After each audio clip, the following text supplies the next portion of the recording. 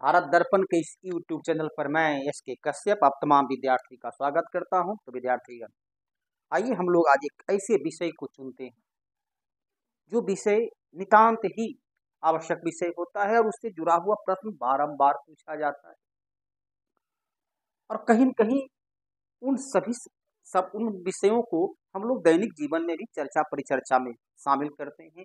वो सरकार का बजट है, जिसे यूँ तो संविधान में बजट शब्द का प्रयोग है नहीं, शब्द का प्रयोग है वित्तीय वार्षिक विवरण, अर्थात जिसे अनुच्छेद 112 में दिया गया।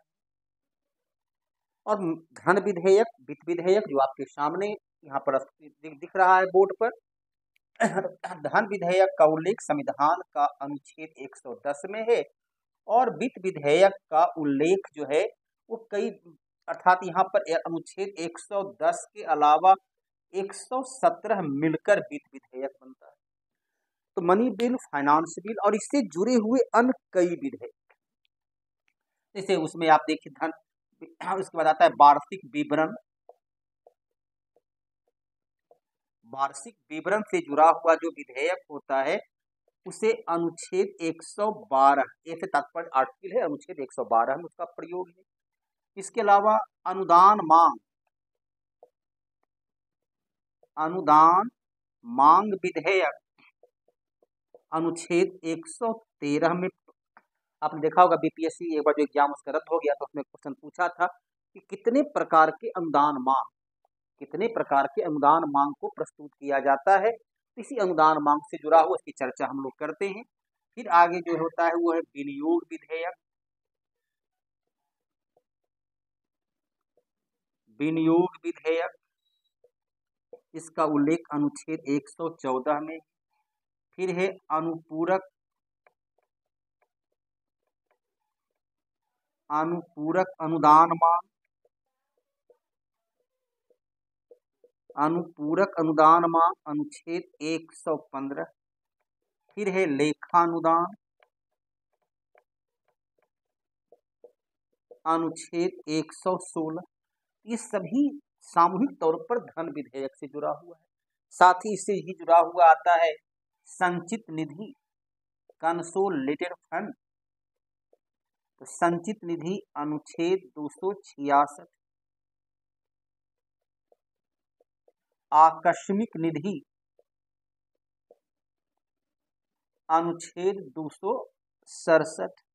और इसी बजट से ही जुड़ा हुआ प्राक्कलन समिति, लोक लेखा समिति, लोक उपक्रम समिति, नियंत्रक महालेखा परीक्षक कहीं न कहीं इस आय और व्यय से जुड़े हुए होते हैं। अर्थात इन विधेयक, इसके अलावा जो है अनुच्छेद 148 से लेकर 151 तक भी कहीं न कहीं अप्रत्यक्ष प्रत्यक्ष तरीके से इसी बजट से ही जुड़ा हुआ होता है। तो आज इसी तमाम विषयों पर जो परीक्षा के दृष्टिकोण से अनुच्छेद के आधार पर भी महत्व का है, बड़े सरल शब्दों में, कोई किताबी भाषा नहीं बल्कि सरल शब्दों में इसे कैसे आप समझते हैं और इससे जुड़े हुए प्रश्न को हल कर सकते हैं, क्योंकि ये बजट और सरकार का आय और व्यय से जुड़ा होता है जो आए दिन उस पर लोग चर्चा परिचर्चा भी करते रहते हैं। धन विधेयक अनुच्छेद 100, इसमें धन विधेयक के साथ साथ यहाँ पर हल्का सा प्रयोग 100 अनुच्छेद 109 को भी कर सकते हैं, आगे प्रयोग करेंगे। तो अनुच्छेद 109, 110 से लेकर के 117 तक, फिर 266, 267, 148 तमाम की चर्चा जो कि बजट और उससे जुड़ा हुआ है। उस विधेयक को धन विधेयक कहते हैं, जिसमें कर, टैक्स से संबंधित है 7 प्रावधान दिया हुआ है। कर अनुच्छेद 110 में वो 7 पॉइंट उल्लिखित है, 7 बिंदु है जो धन विधेयक की परिभाषा में शामिल है। समान अवस्था में समझने के लिए उस विधेयक को धन विधेयक कहते हैं, जिसमें कर से संबंधित प्रावधान हो, नया टैक्स लगाना हो, पुराने टैक्स के दर में परिवर्तन करना हो, संचित निधि सरकार के राजकोष, अर्थात कह सकते हैं जिसमें सरकार अपना तमाम प्रकार का धन को रखता है, उसमें धन जमा करना हो, धन का उससे निकासी करना हो। आकस्मिक निधि अपनी आकस्मिक आवश्यकता की पूरा करने, बाढ़, भूकंप, तूफान जैसी प्राकृतिक आपदा से निपटने के लिए बनाए गए कोष जो लगभग 500 करोड़ का कोष होता है सामान्यतः, उसमें धन जमा करना हो या धन की निकासी करना हो, सरकार अपने घाटा को पूरा करने के लिए कर्ज ले रही हो, उससे संबंधित जो विधेयक होता है उस क्या कर सकते हैं, उस विधेयक को धन विधेयक कहते हैं, जिसमें कर से संबंधित प्रावधान हो, संचित निधि में परिवर्तन जमा करना या निकासी से संबंधित प्रावधान हो, आकस्मिक निधि से संबंधित प्रावधान जमा या निकासी करना हो, सरकार जो ऋण लेती है या ऋण देती है, सरकार के ऋण से संबंधित प्रावधान हो, उसे धन विधेयक कहते हैं। अब धन विधेयक है तो उसमें कौन सा विधेयक है, उसको प्रमाणित कर, जैसे कि आपका कहीं भी आप एग्जाम में पास करते हैं तो आपका प्रमाणिकता कौन देता है कि आपका जन्म ये, तो उसका प्रमाणिकता का आधार क्या है, मैट्रिक का सर्टिफिकेट, बोर्ड का सर्टिफिकेट। उसी प्रकार कौन सा विधेयक धन विधेयक है, यह प्रमाणित करने का अधिकार लोकसभा अध्यक्ष को है। तो लोकसभा अध्यक्ष के द्वारा प्रमाणित धन विधेयक को सर्वप्रथम चर्चा के लिए राष्ट्रपति की पूर्व अनुमति, ये तो परिभाषा हुआ 110 में, राष्ट्रपति की अनुमति से जब इसे चर्चा के लिए लोकसभा में रखा जाता है, राष्ट्रपति सरकार को ये निर्देश देते हैं कि धन विधेयक जो कि कर इत्यादि से संबंधित है, इस पर चर्चा आप लोग कीजिए, तो अनुच्छेद 117 के आधार पर ही इसे लोकसभा में प्रस्तुत किया जाता है। धन विधेयक पर राज्यसभा को केवल और केवल परामर्शदात्री सलाहकारी अधिकार है। स्पष्ट रूप से वर्णन है कि लोकसभा के द्वारा पास किया गया धन विधेयक को राज्यसभा में परामर्श के लिए भेजा जाता है, जिस पर राज्यसभा को केवल केवल सलाह देने का अधिकार है। राज्यसभा धन विधेयक में संशोधन नहीं कर सकता है, परिवर्तन नहीं कर सकता, हाँ कुछ सुझाव दे सकता है, लेकिन उस सुझाव को, उस सलाह को मानने के लिए लोकसभा बाध्य नहीं है। लोकसभा को पसंद होगा तो मान लेगा, न तो नहीं मानेगा, क्योंकि अनुच्छेद 109 स्पष्ट रूप से लिखता है कि धन विधेयक को राज्यसभा में दोबारा पुनर्स्थापित नहीं किया जा सकता। धन विधेयक को राज्यसभा में दोबारा पुनः प्रस्थापित नहीं किया जा सकता है। एक बार राज्यसभा में चला गया, राज्यसभा यदि उसे 14 दिन के अंदर नहीं भी पास करेगा तो मान लिया जाएगा कि राज्यसभा ने इस पर सहमति दे दिया है, अर्थात इसमें सर्वस्व अधिकार सुरक्षित है लोकसभा के लिए। अनुच्छेद 111 साधारण विधेयक है, जिसकी चर्चा आगे करेंगे। एक साधारण विधेयक लोकसभा राज्यसभा में कहीं भी पेश हो सकता है। ऐसे अनुच्छेद 111 लिखता है, धन विधेयक को छोड़कर से सभी विधेयक साधारण विधेयक है, अर्थात यहाँ जो वित्त विधेयक है वो भी साधारण विधेयक, सभी धन विधेयक वित्त विधेयक होता है। ध्यान रखना है कि सभी धन विधेयक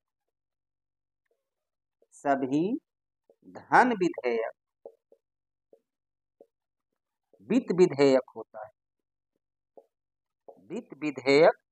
है, लेकिन सभी वित्त विधेयक धन विधेयक नहीं होता है।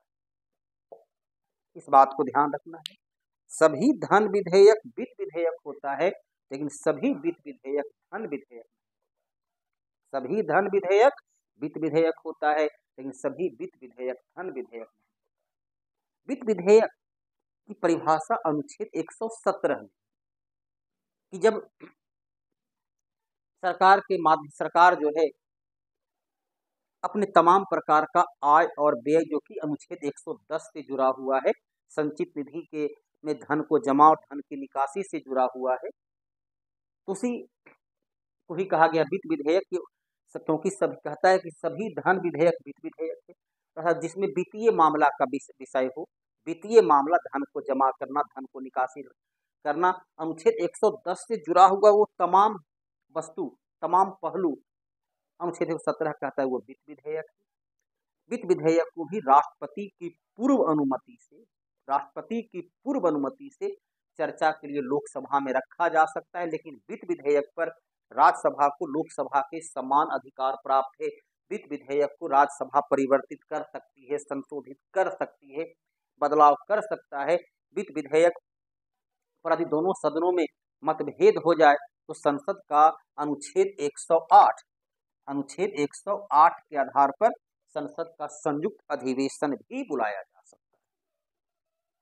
तो वित्त विधेयक जिसका अनुच्छेद 117 का भाग खंड 1 और खंड 2 में वर्णन है, जहां स्पष्ट है कि धन विधेयक से संबंधित वो तमाम तथ्य, तमाम फैक्ट जो वित्त विधेयक में भी शामिल किया गया है, उसे राष्ट्रपति की पूर्व अनुमति से संसद में चर्चा के लिए रखा जाता है, जिस पर वित्त विधेयक पर राज्यसभा को लोकसभा के समान अधिकार प्राप्त है। अब आइए वार्षिक विवरण, जिसे हम लोग बजट बोलते हैं। इकोनॉमिक्स में बजट शब्द का प्रयोग होता है, पॉलिटिकल में बजट शब्द का प्रयोग है। वहाँ है वार्षिक विवरण, जो सरकार के द्वारा आय और व्यय, इनकम एक्सपेंडिचर का लेखा जोखा को रखते हैं कि आखिर हमको धन जो है सो कहाँ से आ सकता है, किस किस मद से आ सकता है, कितना आ सकता है, संभावित रूप से हम कहाँ कहाँ धन को व्यय करना चाहते हैं, किन किन मद में व्यय करना चाहते हैं, उसका विवरण जो दिया जाता है वह होता है अनुच्छेद 112 वित्त विधेयक को, अर्थात वार्षिक विवरण बजट। इसके लिए दिया गया है कि वित्त विधेयक को राष्ट्रपति की अनुमति से लोकसभा में रखा जाना है, क्योंकि इसमें संचित निधि और धन विधेयक से ही संबंधित जुड़ा हुआ विषय हो जाता है। इसे 75 दिन के अंदर 2.5 महीना के अंदर संसद से स्वीकृति मिल जानी चाहिए। अनुच्छेद 110 और 112 को यदि लोकसभा में प्रस्तुत किया गया और लोकसभा ने उसे बहुमत से अस्वीकार कर दिया, अर्थात उसे पास नहीं किया, तो प्रधानमंत्री को इस्तीफा देना होता है, अर्थात संघ का मंत्री परिषद का विघटन हो जाता है, क्योंकि प्रधानमंत्री के इस्तीफा देने के साथ ही संपूर्ण मंत्री परिषद का त्यागपत्र हो जाता है। अलग अलग किसी मंत्री को त्यागपत्र देने की आवश्यकता नहीं होती। तो अनुच्छेद 110 धन विधेयक, अनुच्छेद 112 वार्षिक वित्तीय विवरण अर्थात बजट, अनुच्छेद 117, 110 और 117 को मिलाकर जो बनता है वो होता है वित्त विधेयक। अनुच्छेद 110 और 117 का खंड 1 और खंड 2 को मिलाकर तैयार होता है वित्त विधेयक। तो वित्त विधेयक का उल्लेख कहाँ है? 110 और 117 में। धन विधेयक 110 में। एक धन विधेयक को राज्यसभा में पुनर्स्थापित नहीं किया जा सकता 109 में। वित्त विधेयक पर राज्यसभा को लोकसभा के समान अधिकार है, दोनों में मतभेद होने पर संसद का संयुक्त अधिवेशन अनुच्छेद 108 के आधार पर बुलाया जा सकता है। कौन बुलाएंगे? तो राष्ट्रपति बुलाएंगे। बुलाएंगे कौन? तो राष्ट्रपति बुलाएंगे। और इसकी अध्यक्षता कौन करेगा? तो अनुच्छेद 118 के आधार पर इसकी अध्यक्षता करेगा लोकसभा अध्यक्ष। अब यहाँ देखिए अनुच्छेद 118 को भी प्रयोग में आ गया। तो संसद का संयुक्त अधिवेशन कौन बुलाएगा? तो राष्ट्रपति बुलाएगा। किस अनुच्छेद पर? तो 108 पर। उसकी अध्यक्षता कौन करेगा? तो लोकसभा अध्यक्ष। किस अनुच्छेद पर? तो अनुच्छेद 118। अब आ जाइए बार अनुदान मांग, अनुच्छेद 113। अनुदान मांग अर्थात सरकार ने जो यहाँ वार्षिक विवरण प्रस्तुत किया, बजट को प्रस्तुत किया, आय और व्यय का हिसाब दिया, तो व्यय कहाँ कहाँ किस किस मद पर कितना करना, तो कुल 109, ध्यान रखना है, कुल 109 प्रकार 109 प्रकार की अनुदान मांग होती है। बीपीएससी का पूछा हुआ प्रश्न है। 109 अलग अलग विभाग है, अलग अलग क्षेत्र है, अलग अलग सेक्टर जिस पर सरकार को काम करना होता है, और सरकार उसमें हिसाब देती है कि किस मद पर कितना पैसा खर्च किए जाने की संभावित अनुमान है। उस काम को पूरा करने के लिए इतनी धन की आवश्यकता है, तो संसद में राष्ट्रपति उसे लोकसभा में रखवाते हैं। अनुदान मांग पर वोटिंग केवल और केवल लोकसभा में होती है, राज्यसभा में उस पर वोटिंग नहीं होती है। तो अनुदान मांग 109 प्रकार का होता है, जिस पर विपक्ष के द्वारा कटौती प्रस्ताव पेश की जा सकती है। कट मोशन प्रस्ताव आ सकता है। ध्यान रखना है, यदि कट मोशन प्रस्ताव को लोकसभा ने बहुमत से पास कर दिया, तो प्रधानमंत्री को त्यागपत्र देना होता है। अर्थात धन विधेयक और वार्षिक विवरण को लोकसभा ने पास नहीं किया तो प्रधानमंत्री को इस्तीफा देना होगा, और अनुदान मांग पर कटौती प्रस्ताव को पास कर दिया तो प्रधानमंत्री को इस्तीफा देना होगा। क्या इससे निष्कर्ष निकला? कि धन विधेयक और वार्षिक विवरण अर्थात 110 और 112 हर हाल में लोकसभा से पास होना चाहिए, नहीं तो सरकार गई। और अनुदान मांग 113 पर कटौती प्रस्ताव जो पेश किया गया हर हाल में पास नहीं होना चाहिए, तुरंत यदि पास हो गया सरकार चल गई। वित्त विधेयक यदि नहीं पास होती तो संसद की संयुक्त अधिवेशन बुलाया जा सकता है। वित्त विधेयक पर संसद का संयुक्त अधिवेशन बुलाया जा सकता है, जो 110 और 117 का मिला जुला रूप होता है। अब आ जाइए तो 100 अनुदान मांग जो है सो में 109 प्रकार की होती है। कटौती प्रस्ताव 3 प्रकार का होता है। पहला को बोलते हैं नीतिगत कटौती प्रस्ताव। पहला को क्या बोलते हैं? पहला को जो बोला गया वह बोला गया नीतिगत कटौती प्रस्ताव। नीतिगत अर्थात सरकार का वो खर्च जिसे विपक्ष राष्ट्र पर, जनता पर बोझ मानता है, बर्डन मानता है, कहता है यहाँ खर्च करने की कोई आवश्यकता नहीं, इसलिए उस खर्च को न्यूनतम 1 रुपया तक। झारखंड लोक सेवा आयोग का पूछा गया प्रश्न, जब खर्च को अनुदान मांग के किसी जो 109 प्रकार का किसी एक मद को देगा कि यहाँ खर्च की कोई आवश्यकता नहीं है, यह बोझ है, बर्डन है, इससे राष्ट्र को किसी प्रकार का बेनिफिट नहीं होगा, वह उससे किसी प्रकार का राष्ट्र का एसेट तैयार नहीं होगा, तो उसे कहते हैं 1 रुपया के खर्च को 1 रुपया तक सीमित न्यूनतम स्तर पर लाना, तो होता है नीतिगत कटौती प्रस्ताव। 1 रुपया के स्तर तक लाना। दूसरा होता है सांकेतिक कटौती प्रस्ताव। इसमें विपक्ष का कहना है सरकार की अपनी अपनी प्राथमिकता होती है, आपकी घोषणा पत्र के आधार पर यह प्राथमिकता हो सकती है, लेकिन राष्ट्र के लिए प्राथमिकता ही नहीं है। अन्य विपक्षी पार्टियां इससे सहमत नहीं है, लेकिन आपने चूंकि चुनाव जीता है तो आप अपने हिसाब से काम करेंगे, तो आपकी मांग से असहमति हमको है, तो खर्च में 100 रुपया की कमी किया जाए। और तीसरा होता है आर्थिक या मित व्यय कटौती प्रस्ताव, जिसमें खर्च में कहां और कैसे कमी लाई जा सकती है उसका विवरण को सदन में रखा जाता है। ये तमाम कटौती प्रस्ताव अनुच्छेद 113 के आधार पर। विनियोग विधेयक अनुच्छेद 114 अर्थात अनुदान मांग जो 109 प्रकार का रखा गया, उस मांग को संसद ने सहमति प्रदान कर दिया। बहुमत के आधार पर संसद ने उसे स्वीकार कर लिया कि अमुक अमुक मद के लिए इतना पैसा, अमुक मद के लिए इतना पैसा दिया जाएगा। तब मांग की जाती है विनियोग विधेयक कि जो मद, जो धन, जो राशि को संसद ने स्वीकृति दिया बहुमत से, अब अनुमति दे कि संचित निधि से निकालकर हम उसे खर्च करें और उससे जुड़े हुए तमाम कार्य को पूरा करें। ये होता है अनुच्छेद 114, जिस पर कटौती प्रस्ताव एसएससी में पूछा हुआ है कि निम्न से किस विधेयक पर कटौती प्रस्ताव नहीं लाई जा सकती है, तो विनियोग विधेयक पर कटौती प्रस्ताव नहीं लाई जा सकती है। विनियोग विधेयक का पास हो जाना मतलब बजट को संसद के द्वारा स्वीकृति अर्थात 112 को संसद की स्वीकृति मिल जाना।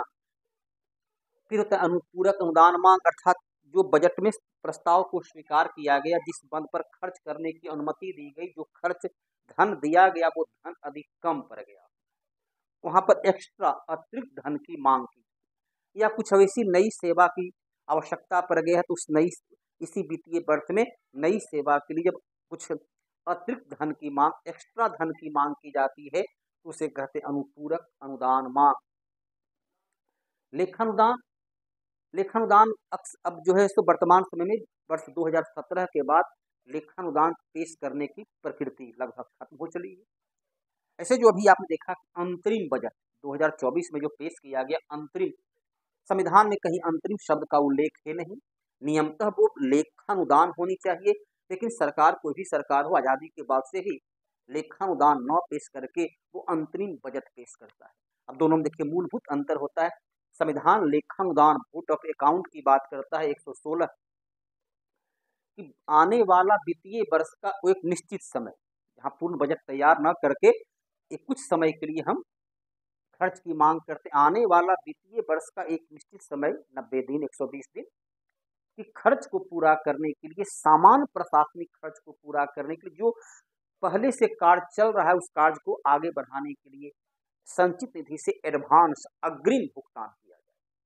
अर्थात जब चुनावी वर्ष होता है तो आप बजट बना देंगे, तो आने वाली नई सरकार को हो सकता है कि आपकी सरकार की पुनरावृत्ति न हो, तो उसको आपके हिसाब से आपकी प्राथमिकता के आधार पर काम करना होगा। तब वहां पर है कि लेखानुदान अर्थात कोई नई योजना, कोई नई नीति, कोई नई कार्य योजना को निर्माण न करके पुरानी योजना को आगे बढ़ाने के लिए एक मिनिमम धन की निकासी का, लेकिन सरकार जो है बजट की जगह पर लेखानुदान की जगह पेश करती है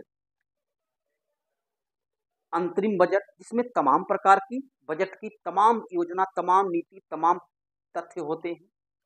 ऐसे इस बार बड़ा विचित्र है कि चुनावी वर्ष होने के बावजूद भी लोक लुभावना, नहीं तो ये अंतरिम बजट केवल लोक लुभावना, वोट खरीदने की एक प्रकार की प्रवृत्ति होती थी।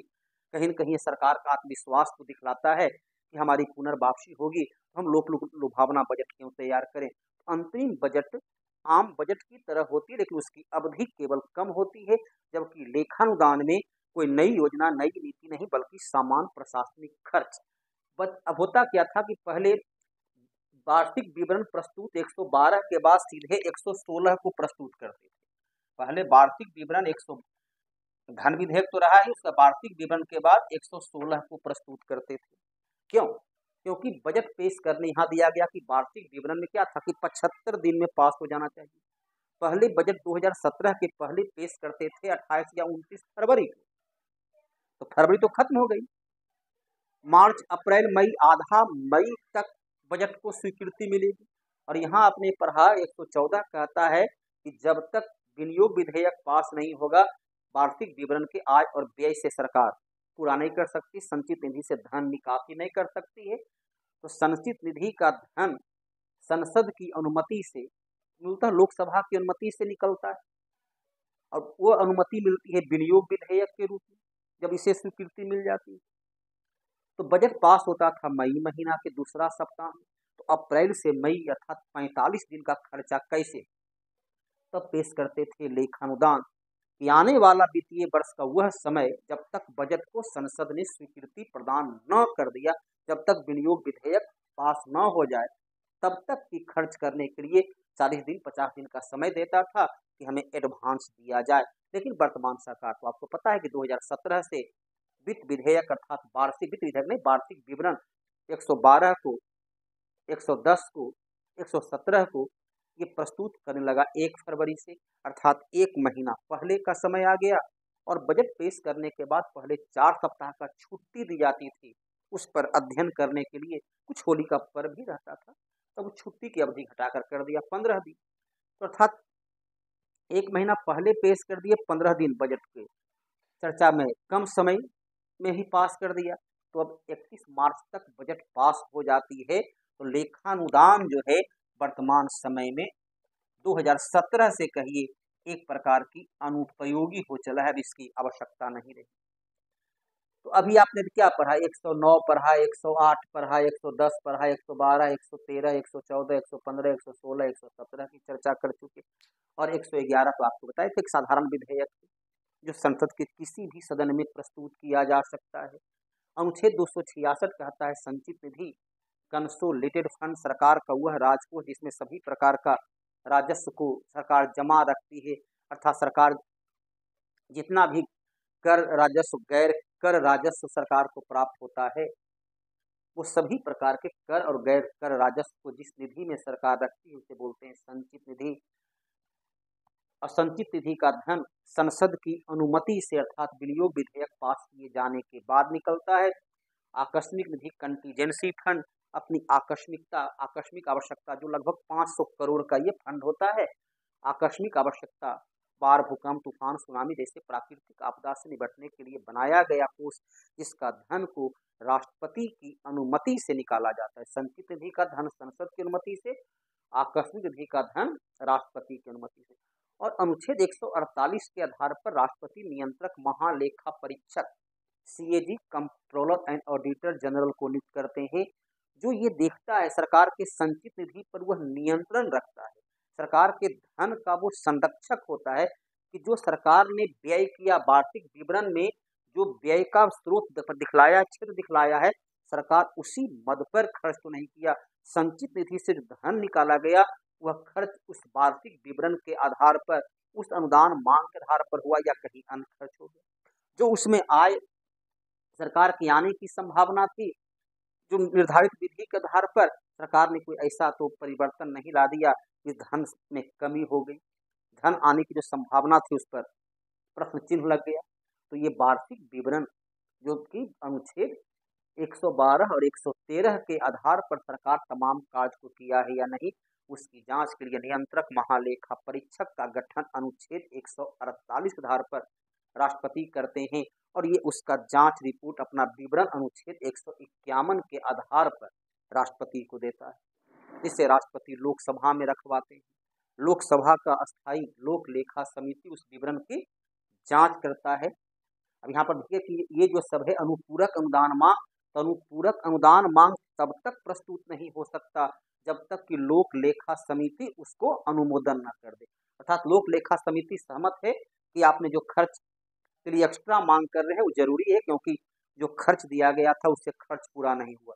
तो अनुपूरक अनुदान मांग लोक लेखा समिति के सिफारिश पर ही प्रस्तुत की जा सकती है। लोक लेखा समिति में लोकसभा का 15, राज्यसभा का 7 सदस्य होता है। टोटल सदस्यों की संख्या कितनी होती है? 22। इसका अध्यक्ष जब भी होता है तो लोकसभा में नेता विपक्ष का ही कोई होता है, सभी कांग्रेस का भी रंजन चौधरी। सरकार जो है जो खर्च करती है सरकारी उपक्रम, सरकारी कंपनी, सरकारी उद्योग पर, जहां सरकार का जो कंपनियां है, औद्योगिक इकाई है, उसके विवरण का जांच पड़ताल करता है लोक उपक्रम समिति। लोक उपक्रम समिति में भी लोकसभा का 15, राज्यसभा का 7 अर्थात टोटल 22 मेंबर होता है। तो आर्थिक मामलों की बजट पेश करने के बाद प्राक्कलन समिति उस पर अपना भी रिपोर्ट तैयार करता है। उस रिपोर्ट देता है कि सरकार धन में कहाँ कमी लाए, कैसे कम खर्च में बेहतर परिणाम आए, न्यूनतम निवेश में अधिकतम रिटर्निंग कैसे आए। यहाँ जो 3 समितियां हैं, प्राक्कलन समिति का 30 का 30, क्योंकि बजट पर अनुदान मांग पर तो केवल लोकसभा को अधिकार है वोटिंग करने का, तो राज्यसभा को उस पर कोई अधिकार है नहीं। तो प्राक्कलन समिति जो है उसमें 30 का 30 सदस्य लोकसभा का होता है। तो प्राक्कलन समिति का मूल काम क्या होता है? वार्षिक विवरण में कैसे जो है सो जो धन में कैसे धन अधिक आय और कम खर्च में बेहतर निवेश की प्राप्ति हो, तो प्राक्कलन समिति उस पर अपना रिपोर्ट देती था। मित व्यय अर्थात यहाँ जो मित व्यय कटौती प्रस्ताव है वो काम प्राक्कलन समिति करती है कि सरकार कैसे बेहतर संसाधनों का इस्तेमाल कर सके। तो 30 सदस्य का यही एकमात्र ऐसी समिति होती है जिसका 30 का 30 सदस्य लोकसभा का होता है। प्राक्कलन समिति का अध्यक्ष जब भी होता है सत्ताधारी दल, क्योंकि बजट तो सरकार पेश करती है, सरकार उसमें कहाँ कमी कर सकती है, कहाँ बेहतर कर सकती है, तो सुझाव देना काम। तो प्राक्कलन समिति का संबंध भी इसी अनुच्छेद 112 से है। लोक लेखा समिति का संबंध 112, 113 से है और आकस्मिक निधि तो और लोक उपक्रम समिति का भी इससे संबंध। इस प्रकार से आपका देखिए यहाँ पर ये तमाम तत्व है। फिर जो है सरकार जो वार्षिक विवरण तैयार करती है उसमें अनुच्छेद 280 का भी उल्लेख है, क्योंकि 280 के आधार पर राष्ट्रपति वित्त आयोग का गठन करते हैं। तो उस देता है सुझाव कि किस प्रकार से धन का केंद्र और राज्य के बीच राजस्व का बंटवारा हो, किस प्रकार से केंद्रीय राजस्व में से राज्य को अनुदान दिया जाए, वो कौन सा बेस हो, क्या तरीका हो, कौन सा आधार हो, किस कार्य के लिए कितना पैसा धन राज्य को मिले, केंद्र का जो राजस्व है कर राजस्व उसमें से कितना पैसा राज्य को दिया जाए। तो अनुच्छेद 280 भी बजट के आधार पर उसमें उसे शामिल किया जाता है और ये अपना रिपोर्ट 281 के आधार पर किसको देता है? तो राष्ट्रपति को देता है।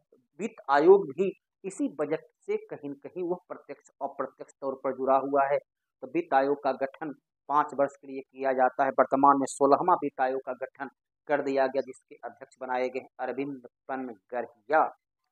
अब इससे देखिए कितना क्वेश्चन आपको 110, 112, 117 तो कई बारंबार लेखानुदान 116 संचित विधि, आकस्मिक विधि, इन तमाम से जुड़ा हुआ क्वेश्चन बारंबार पूछा जाता है। तो है ने उपयोगी क्षेत्र, यकीनन तौर पर बजट और ये तमाम कहीं न कहीं उसी बजट से जुड़ा हुआ विवरण है। तो इन तमाम की तथ्यों की जानकारी आपको दी गई है। उम्मीद करते हैं कि यह वीडियो आपको बेहतर लगा होगा और यदि बेहतर लगा हो तो लाइक करना, शेयर करना, सब्सक्राइब करना तो बनता है विद्यार्थी।